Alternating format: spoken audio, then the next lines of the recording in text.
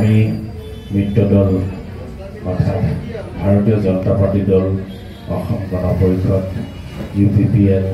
আৰু গণশক্তি। আমাৰ অসমত এই চাৰিটা দলেই হৈছে মিত্ৰ দল। তাৰে আমাৰ এই উজনিত বিশেষকৈ চৰাইদেউ আৰু শিৱসাগৰ জিলাত আমাৰ গণশক্তি আৰু UPPL দলৰ কোনো সদস্য নাই। গতিকে আমাৰ অসম গণ পৰিষদ আৰু ভাৰতীয় জনতা পাৰ্টি দলৰ মাজতে আমাৰ বন্ধুত্ব আৰু ভাতৃত্ব বান্ধোন আজি 2টা কাৰ্যকাল আমাৰ অতিবাহিত হৈছে। গতিকে আজি আমাৰ যি NDA গভৰ্ণমেণ্ট অৰ্থাৎ কেন্দ্ৰীয় চৰকাৰখন NDA গভৰ্ণমেণ্ট হিচাপে আমাৰ গঠিত হোৱা নৰেন্দ্ৰ মোদী ডাঙৰীয়াৰ নেতৃত্বত ভাৰতৰ প্ৰধানমন্ত্ৰী যশস্বী প্ৰধানমন্ত্ৰী আপোনালোকে সকলোৱে নিশ্চয় গম পাইছে। লগতে অসমত আমাৰ NDA গভৰ্ণমেণ্টৰ অসম চৰকাৰ মাননীয় মুখ্যমন্ত্ৰী হিমন্ত বিশ্ব শৰ্মা ডাঙৰীয়াৰ নেতৃত্বত আজি এটাকেইটা দলে যেনেধৰণে আজি সমিল মিলেৰে এটা বন্ধুত্বৰ ভাৱেৰে কোনোদিন কাৰো প্ৰতি বিদ্বেষ ভাৱ নাই, কোনোৱে কাৰো কথা এষাৰ বেয়াকৈ কৈ আজিলৈকে পোৱা নাই। আজি তেনেধৰণে চৰকাৰখন আজি চলি আছে। গতিকে এই NDA গভৰ্ণমেণ্টখন ভৱিষ্যত 26তো যে আমাৰ বাহাল থাকিব লাগে বা 26তো যে NDA গভৰ্ণমেণ্ট হিচাপে আমাৰ এই চাৰিটা দলেই থাকিব, এইটো প্ৰায় আমাৰ মাননীয় মুখ্যমন্ত্ৰী মহোদয় আৰু ৰাজ্যিক সমিতিয়ে অলৰেডি আমাক ঘোষণা কৰিছে, আমাৰ আগত কৈ দিছে। গতিকে 26ত আমি সকলোৱে একেলগে থাকি আমি যেনেধৰণে নিৰ্বাচন খেলিব লাগিব আপোনালোকে নিশ্চয় গম পাইছে। অসমৰ 126টা বিধানসভা সমষ্টিৰ ভিতৰত আমাৰ এইকেইটা দলৰ ভিতৰতে ভাগ বিতৰণ হ'ব। গতিকে এইখিনি আমাৰ কেন্দ্ৰীয় সমিতি আৰু ৰাজ্যিক সমিতিৰ তৰফৰ পৰা এইখিনি তেওঁলোকে নিশ্চয় কৰিব। আমাৰ দুইটা দলৰ কেন্দ্ৰীয় সমিতি আৰু ৰাজ্যিক সমিতি বিষয়ববীয়াসকল উপস্থিত থাকি এই নিৰ্বাচন 26ৰ নিৰ্বাচন খেলিবৰ কাৰণে সমষ্টিৰ ভাগ বিতৰা তেওঁলোকৰ ওপৰত নিৰ্ভৰ কৰিব। তাত আমাৰ ক'বলগীয়া একো নাথাকিব। কিন্তু কথা হ'ল কি, আজি অসম গণ পৰিষদ দলৰ 2জনকৈ মন্ত্ৰী আমাৰ অসম চৰকাৰত আছে। আমাৰ চৰকাৰখনত সন্মানীয় সভাপতি, অসম গণ পৰিষদ দলৰ সভাপতি অতুল বৰা ডাঙৰীয়া আৰু কাৰ্যকৰী সভাপতি আমাৰ কেশৱ মহন্ত ডাঙৰীয়া। দুয়োজনে মুখ্যমন্ত্ৰীৰ লগত এটা সুসম্পৰ্ক বজাই ৰাখি আজি নিজৰ নিজৰ কাৰ্যভাৰ সফল ৰূপায়ণ কৰিবলৈ সক্ষম হৈছে। গতিকে আজি সকলোৱে আমাৰ এই চৰকাৰখনক আজি সকলোৱে মিলা প্ৰীতি আৰু ভাতৃত্বৰ বান্ধোনেৰে যেনেধৰণে চলাবলৈ সক্ষম হৈছে আমাৰ মাননীয় মুখ্যমন্ত্ৰী মহোদয়, আৰু সেয়েহে খুব কম দিনৰ ভিতৰত আমাৰ অসমখন যে দ্ৰুতগতি উন্নয়ন কৰিবলৈ সক্ষম হৈছে আপোনালোকে সকলোৱে চকুৰে দেখি পাইছে। সকলো ধৰণৰ আঁচনি কেনেধৰণৰ সৰ্বসাধাৰণ ৰাইজক বিশেষকৈ মহিলা সবলীকৰণৰ ক্ষেত্ৰত মহিলাসকলক কেনেধৰণে গুৰুত্ব দিছে আপোনালোকে সকলোখিনি সেই সুবিধাখিনি হয়তো নিশ্চয় পাইছে। একোগৰাকী মহিলাই 10টাকৈ আঁচনি ভোগ কৰিবলৈ সক্ষম হৈছে। আমি নিজৰ সমষ্টিতে মই পাইছোঁ কেইবাগৰাকী তেনেধৰণৰ মহিলা। ঠিক তেনেকৈ বাকীসকলেও যে কোনো কাৰণতে কোনো মানুহে এটা হ'লেও আঁচনি নাই পোৱা বুলি হয়তো ক'ব নোৱাৰিব। কিন্তু আপোনালোকৰ এটা কথা মই কৈ থওঁ, আপোনালোকে কোনো কাৰণতে জনপ্ৰতিনিধিসকলৰ লগত যুগুত এৰাই নচলিব। বিশেষকৈ জনপ্ৰতিনিধিৰ লগতে আপোনালোকে এটা কাম কৰিব লাগিব, অফিচবোৰলৈ যোৱা অলপ আপোনালোকে চিন্তা কৰিব, অলপ সাহস কৰিব। অফিচৰ লগত বিভাগীয় কাৰ্যালয়ৰ লগত আপোনালোকে যোগাযোগ ৰাখিব, জনপ্ৰতিনিধিসকলৰ পৰা কিছু কথা জানি ল'ব। আৰু যিসকল জনপ্ৰতিনিধিয়ে আপোনালোকক যিমানখিনিলৈকে ক'ব পাৰে সেইখিনিলৈকে আপোনালোকক ক'ব পাৰিব আৰু দিব পাৰিব। বাকীখিনি অফিচিয়েলি আপোনালোকে এইখিনি যোগাযোগ ৰাখিলে সকলোখিনি সুবিধা যিসকলে পাব লাগে, যিসকলে পোৱা যোগ্য, সেই সুবিধাখিনি আপোনালোকে পাবই, নোপোৱাকৈ নাথাকে। কিন্তু এতিয়া মই ইয়াতে এটা কথা আপোনালোকক মই অৱগত কৰি যাম যে যিসকলে অৰুণোদয় ফৰ্ম ফিল আপ কৰিছিল, যিসকলৰ নাম আগতে ফৰ্ম ফিল আপ কৰি পিনে দিয়া হৈছিল, সেইখিনি এতিয়া কিছুমান তাত অলপ বিসংগতি আহিছে। হয়তো মাজে মাজে 2-4গৰাকীকৈ হয়তো বাদ পৰিব পাৰে, কিন্তু নম্বৰটো মাৰি দিয়াৰ লগে লগে নামটো বেলেগত ওলায়। জিলাখন চৰাইদেউ নোলায়, হয়তো ধুবুৰী ওলায়। হয়তো নামটো যদি বৰ্ণালী গগৈ আছিল, কিন্তু নামটো কোনোবা এগৰাকী বেগৰ ওলায়। গতিকে এইবোৰ আগতে খেলি মেলি কৰি যোৱা এইবোৰ এই ৰেচন কাৰ্ডৰ নভোৱা ৰেচন কাৰ্ডবিলাক আগৰ চৰকাৰসমূহে যিবোৰ খেলি মেলি কৰি থৈ গ'ল এজন ধৰি লওক এজেঞ্চি বা এজেণ্টে হয়তো 10খন 12খন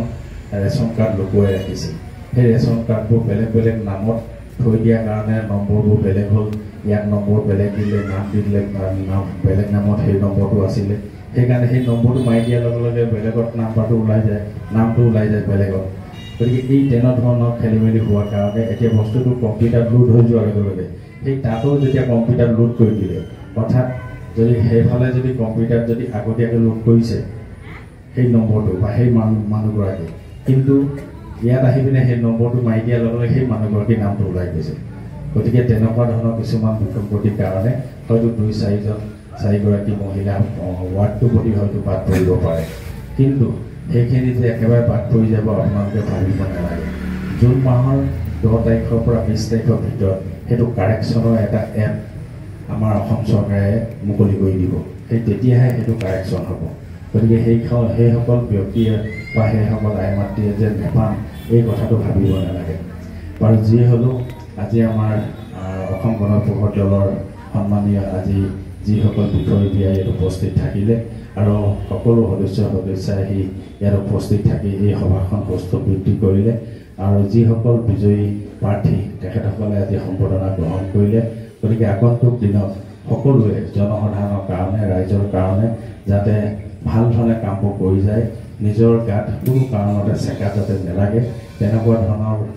কামেৰে আপোনালোকে আগবাঢ়িব লাগিব জনপ্ৰতিনিধি হিচাপে আপোনালোকে নিৰ্বাচিত হৈছে গতিকে জনসাধাৰণক সেৱা কৰিব লাগিব আৰু সেই জনসাধাৰণক সেৱা কৰি গ'লেহে আপোনালোকৰ নাম ভৱিষ্যত সকলো জনসাধাৰণে ৰাইজে আপোনালোকৰ নামবিলাক মুখে মুখে থাকিব আৰু এই কথাখিনি সদায় মনত ৰাখিব আজি যিহেতু আমি NDA গভৰ্ণমেণ্ট হিচাপে আছোঁ বা আমাৰ অসমৰ মিত্ৰদল চৰকাৰ আছোঁ গতিকে সকলোৱে থাকি একেলগে আমি সামাজিকভাৱেও কাম কৰিব লাগিব চৰকাৰে দিয়া নীতি নিৰ্দেশনাখিনি মানিব লাগিব নিজৰ দলৰ কৰ্তব্যখিনিও আপোনালোকে পালন কৰিব লাগিব গতিকে প্ৰত্যেকৰে নিজৰ দায়িত্ব আছে আজিৰ দিনত দলৰ প্ৰতি হেমাহি কৰিলেও যে দল বেছিদিন নীতিকে আপোনালোকে নিশ্চয় উপলব্ধি কৰিব পাৰিছে সেইকাৰণে আজি আমাৰ অসমৰ মুখ্যমন্ত্ৰী হিমন্ত বিশ্ব শৰ্মা ডাঙৰীয়াই আজি দিন ৰাত একাকাৰ কৰি দিনটো হয়তো 24 ঘণ্টাৰ ভিতৰত 3 ঘণ্টা হ'বই নোৱাৰে সন্দেহ তথাপিতো সেইজনৰ অশেষ চেষ্টা আজি এনেধৰণে আমি আমাৰ অসমখনক অৰ্থনৈতিকভাৱে হওক বা উন্নয়নৰ ক্ষেত্ৰখনতে হওক সকলো দিশতে আগুৱাই নিবৰ কাৰণে যৎপৰোনাস্তি নাচি চেষ্টা কৰিছে আমি সফল হৈছোঁ চৰকাৰখন আমাৰ সফল হৈছে আমি যদিও 4টা দলৰ মিত্ৰদল হিচাপে এই চৰকাৰখন গঠন কৰা হয় আমাৰ ভাৰতীয় জনতা পাৰ্টি দলৰ নেতৃত্বত মাননীয় মুখ্যমন্ত্ৰী হিমন্ত বিশ্ব শৰ্মা ডাঙৰীয়াৰ নেতৃত্বত আজি আমাৰ এই অসমখন সৰ্বাংগীন উন্নয়নৰ ক্ষেত্ৰখনত জিলিকি উঠিছে গতিকে আজি 4,90,000 কোটি টকা 4,90,000 কোটি টকা আমাৰ অসমত বিদেশী কোম্পানীয়ে বিভিন্ন উদ্যোগৰ কাৰণে বিনিয়োগ কৰিব অৰ্থাৎ বিভিন্ন ঠাইত বিভিন্ন ধৰণৰ আমাৰ ইণ্ডাষ্ট্ৰীবিলাক নিৰ্মাণ হ'ব বহিৰাগত কোম্পানীয়ে ইণ্ডাষ্ট্ৰী নিৰ্মাণ কৰিবলৈ আগবাঢ়ি আহিছে তেওঁলোকে এই ইণ্ডাষ্ট্ৰীবিলাক নিৰ্মাণ কৰিবলৈ যাওঁতে আমাৰ অসমখন যিমানখিনি আমাৰ নিবনুৱা আছে বা নিবনুৱা যুৱক যুৱতী আছে প্ৰায়বিলাক নিবনুৱা যুৱক যুৱতী সংস্থাপিত হৈ পৰিব কাৰণ য'ত আমাৰ জাগিৰোডত যিটো আমাৰ ছেমি কণ্ট্ৰাক্টৰ প্ৰজেক্ট আমাৰ এতিয়া নিৰ্মাণ হৈ আছে তাত এতিয়াই নিৰ্মাণ হৈ থকা অৱস্থাতেই আৰু এতিয়াও 10,000 ওপৰত যুৱক যুৱতী বা কৰ্মচাৰীয়ে কাম কৰি আছে কিন্তু তাত 27,000 যুৱক যুৱতী অকল এটা ইণ্ডাষ্ট্ৰী ছেমি কণ্ট্ৰাক্টৰত নিযুক্তি লাভ কৰিব তাৰ উপৰিও যেতিয়া 4,90,000 কোটি টকা ইয়াত বিনিয়োগ হ'ব তেতিয়া কিমান ইণ্ডাষ্ট্ৰী হ'ব কিন্তু এটা কথা মনত ৰাখিব মই এটা কথা কৈ যাওঁ যিহেতু আমি যোৰহাট লোকসভা সমষ্টিত যে আমি হাৰিলোঁ তাৰ ফলশ্ৰুতিত আমি সেই 4,90,000 কোটি টকাই আমাৰ যোৰহাটৰ সমষ্টিত 4খন জিলাত আমি এটকাও পাবলৈ সক্ষম নহ'লোঁ আমাক নিদিলে গতিকে তাৰ কাৰণটো আপোনালোকে নিশ্চয় গম পাইছে যে আমি যোৰহাট লোকসভা সমষ্টিটো অসমৰ 11টাকৈ আসন পোৱাৰ পাছত একেবাৰে পাবলগীয়া আসনখনো আমি হেৰুৱালোঁ সেইকাৰণে আমাৰ ৰাইজৰ কিছু ভুল হ'ল সেই ভুলখিনি যাতে পুনৰ শুধৰাই লয় তাকে মই কামনা কৰিছোঁ যাতে আগন্তুক দিনত আমাৰ অসমখনক সকলোৱে মিলি আগুৱাই লৈ যাব লাগিব যিহেতু 80 দশকৰ পাছৰ পৰা আমাৰ অসমখন বহুতো ঘাট প্ৰতিঘাতৰ মাজত বা ঘাট প্ৰতিঘাতেৰে যেতিয়া আগবাঢ়িছিল তেতিয়া আমি উন্নয়নৰ ক্ষেত্ৰখনৰ পৰা আমি বিচলিত হৈছিলোঁ প্ৰায় 20 বছৰ 25 বছৰ কাল আমি পিছুৱাই ৰৈছিলোঁ আৰু এই 20-25 বছৰ কেনেধৰণে আমাৰ ভাৰতবৰ্ষৰ অন্যান্য আমাৰ উন্নয়নশীল ৰাজ্যবিলাকৰ লগত আমি ফেৰ মাৰিব পাৰোঁ এই কথাখিনি চিন্তা কৰি মাননীয় মুখ্যমন্ত্ৰী মহোদয় সৰ্বাংগীন উন্নয়নৰ ক্ষেত্ৰখনত সকলোকে জাতি জনগোষ্ঠীৰ সকলো ভাষা ভাষী লোকক ধৰ্মাৱলম্বী লোকক লগত লৈ আজি একেলগে আগুৱাই যোৱাৰ এটা মানসিক